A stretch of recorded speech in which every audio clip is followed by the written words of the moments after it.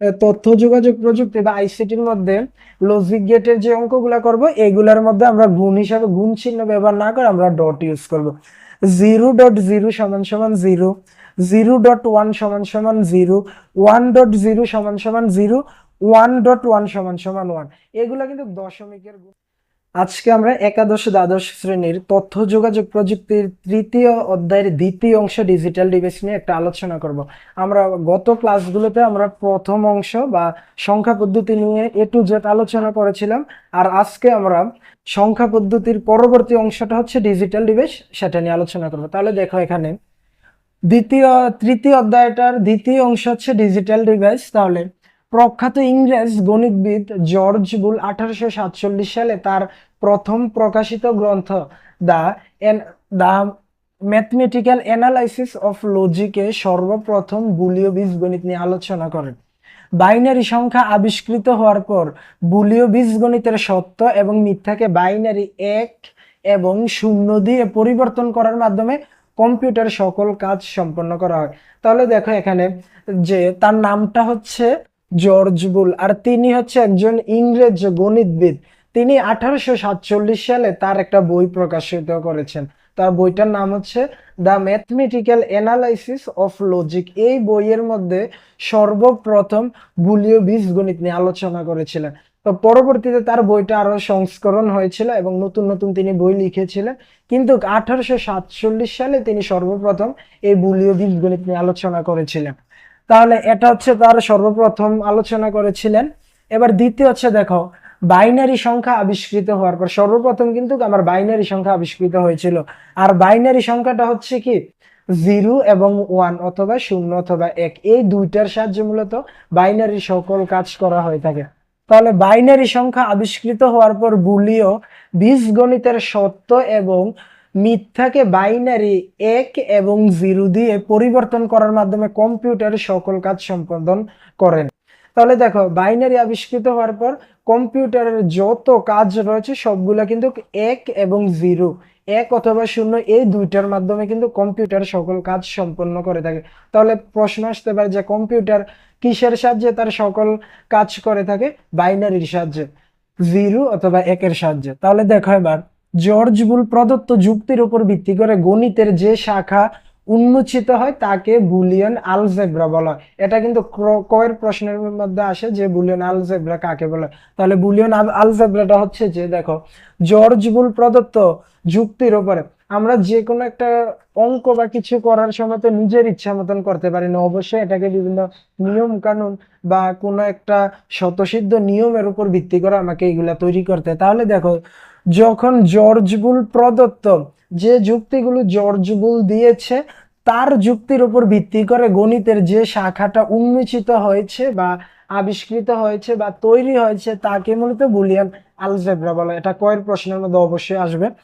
এবার দেখো বুলীয় বীজগণিতে শুধু বুলীয় যোগ এবং গুণের সাহায্যে সকল কাজ সম্পন্ন করে থাকে।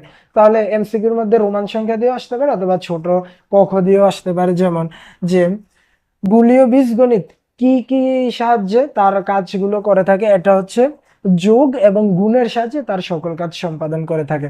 এবার দেখো যে কোনো একটা কাজ কিন্তু আমরা আমাদের মনের মতন করে করতে পারি না। আমি যদি কোনো একটা কাজ করি তাহলে অবশ্যই আমাকে কোন একটা নিয়ম কানুনের মাধ্যমে করতে হবে বা একটা ধাপে ধাপে পর্যায়ক্রমে করতে হবে।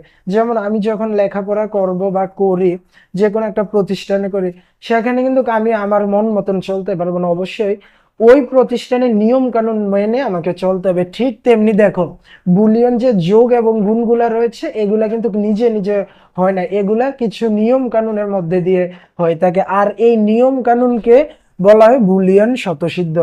তাহলে দেখো যদি আমরা সুন্দরভাবে বলি, যোগ ও গুণ করার ক্ষেত্রে বুলীয় কিছু নিয়ম কানুন মেনে চলে যাকে বুলীয় স্বতঃসিদ্ধ বলা হয়। তাহলে এবার দেখো আমরা জানি যে যোগ এবং গুণের সাহায্যে তার সকল কাজগুলো করে থাকে। এবার দেখো বুলিয়ান যোগগুলা কি আর বুলিয়ান গুণগুলা কি এবার দেখো। তাহলে বুলিয়ান যোগটা হচ্ছে 0 প্লাস 0 সমান সমান 0, 0 প্লাস 1 সমান সমান 1, 1 প্লাস 0 সমান সমান 1, 1 প্লাস 1 সমান সমান 1। এইগুলো হচ্ছে সূত্র বা নিয়ম। আমরা সহজে মনে রাখতে পারবো যে যদি যদি প্লাসের যোগের ক্ষেত্রে যোগ তো অবশ্যই প্লাস হবে, প্লাসের আশেপাশে যদি ওয়ান থাকে উত্তরটা হবে ওয়ান। দেখো এখানে ওয়ান রয়েছে, ওয়ান, এখানেও ওয়ান রয়েছে, ওয়ান, এখানে ওয়ান রয়েছে, ওয়ান, এখানে কোনো ওয়ান নেই, সেক্ষেত্রে এখানে জিরো। এবার দেখো বুলিয়ান গুণটা কি, 0.0, এখানে আমরা এটাকে ডট বলবো, দশমিকের পরিবর্তে আমরা ডট বলবো। এখানে কিন্তু আমরা এই গুণটা ইউজ করব না। আমরা যখন তথ্য যোগাযোগ প্রযুক্তি বা আইসিটির মধ্যে লজিক গেটের যে অঙ্কগুলা করব, এগুলার মধ্যে আমরা গুণ হিসাবে গুণ চিহ্ন ব্যবহার না করে আমরা ডট ইউজ করব। 0.0 সমান সমান 0, 0.1 সমান সমান 0, 1.0 সমান সমান 0, 1.1 সমান সমান 1। এগুলো কিন্তু দশমিকের গুণ না, এগুলো হচ্ছে বুলিয়ান গুণ। এবার দেখো কিভাবে আমরা মনে রাখবো। মনে রাখার উপায়টা হচ্ছে যে যোগের আশেপাশে ওয়ান থাকলে উত্তরটা সবসময় ওয়ান হবে, আর ডটের আশেপাশে যদি জিরো থাকে উত্তরটা সবসময় জিরো হবে। এবার দেখো এই অধ্যায়ে আমরা কিছু চিহ্ন ইউজ করব। প্লাসের পরিবর্তে আমরা অথবা এবং অথবা অর ইউজ করব। আমরা প্লাসের পরিবর্তে অথবা থাকলে বুঝবো যে এটা প্লাস, অথবা যদি অর থাকে তাও আমরা বুঝবো যে এটা প্লাস। ডটকে আমরা গুণের সাহায্যে প্রকাশ না করে আমরা এবং অথবা এন্ড ইউজ করবো। এন্ড থাকলে বুঝবো যে এটা গুণ, অর থাকলে বুঝবো যে এটা যোগ। তাহলে এবার দেখো এখানে আরো কিছুগুলো রয়েছে, যেমন জিরো মানে অফ, ল, নেগেটিভ, ফলস, এইগুলো হচ্ছে একই বোঝায়। এবং ওয়ান দ্বারা দেখো অন, হাই, পজিটিভ। যদি আমার উত্তরটা ট্রু হয় তখন আমরা ওয়ান দেখলে বুঝবো যে উত্তরটা ট্রু। জিরোকে আমরা অফ ধরতে পারবো, ল ধরতে পারবো। এই দুইটার মধ্যে দেখো অন অফ, অন অফের মধ্যে অন হচ্ছে ওয়ান, অফ হচ্ছে জিরো। ল এবং হাই বুঝালে আমরা লটাকে জিরো মনে করব আর হাইটাকে ওয়ান মনে করব। নেগেটিভ পজিটিভের ক্ষেত্রে নেগেটিভটা হচ্ছে জিরো আর পজিটিভটা হচ্ছে ওয়ান। ট্রু ফলস এর মধ্যে আমরা ফলস বুঝবো যে জিরোটা আর ট্রুটা হচ্ছে ওয়ান। এগুলো আমাকে মনে রাখতে হবে। এবার দেখো যদি অন যোগ অফ সমান সমান কি হয়, দেখো অন যোগ অফ সমান সমান অন হবে, কারণ অনটা হচ্ছে ওয়ান, প্লাসের প্লাস, অফটা হচ্ছে জিরো। সেক্ষেত্রে দেখো আমি এখানে যেহেতু প্লাসের আশেপাশে ওয়ান রয়েছে, সেক্ষেত্রে উত্তরটা হবে ওয়ান, আর ওয়ানটা হচ্ছে মূলত কি অন। ঠিক তেমনি ভাবে যদি আমি বুলিয়ান গুণের ক্ষেত্রে অন ডট অফ ইউজ করি, অনটা হচ্ছে ওয়ান আর অফটা হচ্ছে জিরো।